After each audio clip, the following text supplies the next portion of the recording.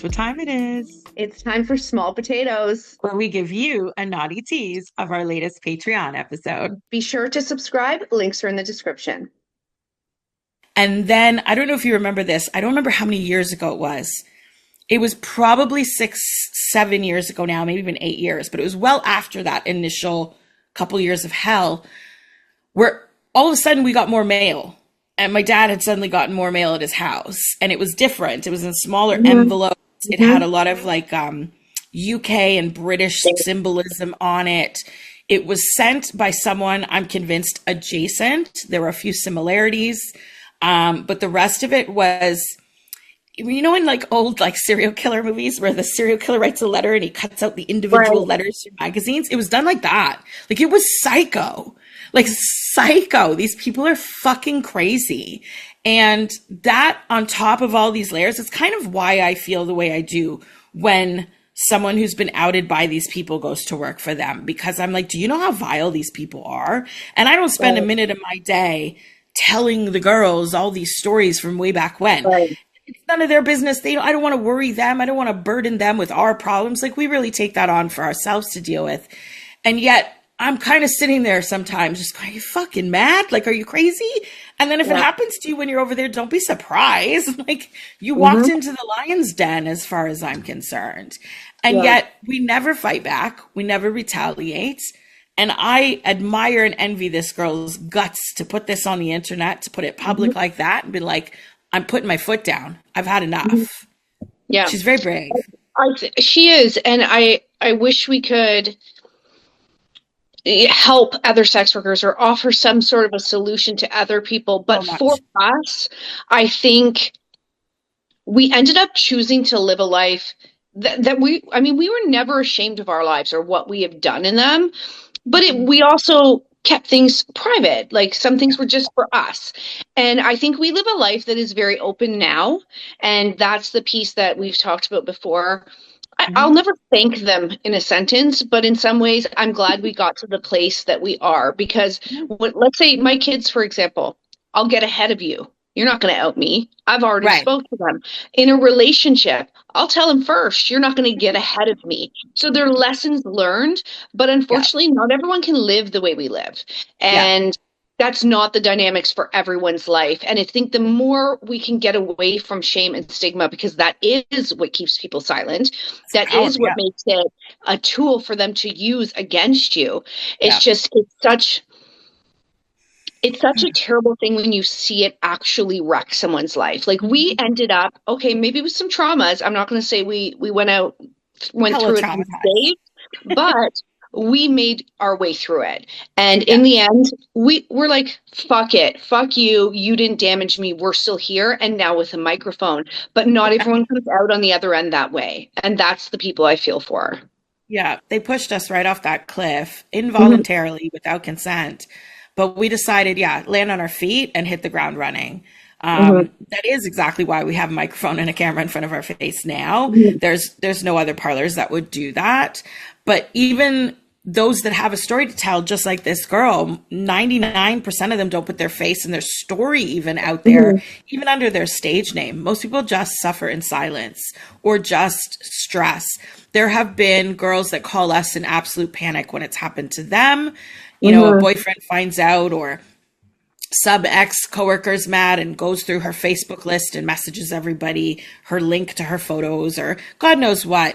And it's so relatable. It's a few times I get very emotional talking to the staff, even though they're emotional. I try to normally be the steady one, and it crumbles me every time because it's so relatable.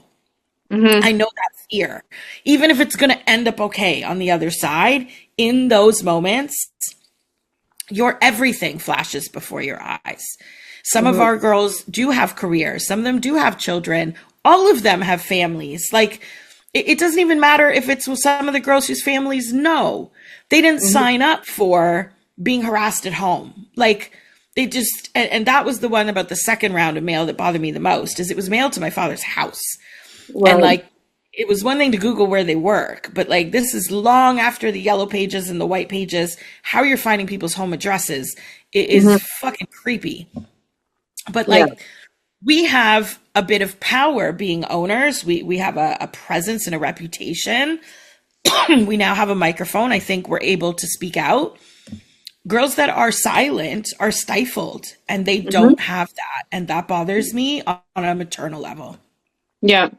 No, I totally agree. And I think that's really important to keep in mind too. Even when you look at the website, our website at MUSE, and see there's a lot of girls that don't have photos. And I know a lot of people that really bugs them and they like to complain about it. And as much as we'd love for them to all have photos as well, I think there's some girls that are very aware of the world we live in, and that the littlest thing can and will be used against them. And that's the unfortunate part, that as soon as you put that digital footprint, that is a risk you are taking on. And as much as we can edit things and try to like blur people's identity, it still is them. Yeah. And I think girls are hyper aware of that. And in some respects, I don't blame them. As much as we push them all to do photo shoots, I get it. They have big careers they're going after, or they have relationship goals, or there is things in their life that is super important to them. And it's not worth the risk, because let's face it, having photos isn't just great for MUSE as a company, but it's helpful to them. They would get booked more. They will make more money. They are going to take the L for the sake of protecting their privacy. And I don't blame them given the current state of the world. Current state of the world, current state of technology, AI, already here, which makes it 10 times scarier. And we've had girls with really big jobs that these could be career ending for sure. We've had, girls that are in the army. We've had girls that are in law enforcement. We've had girls that are in politics.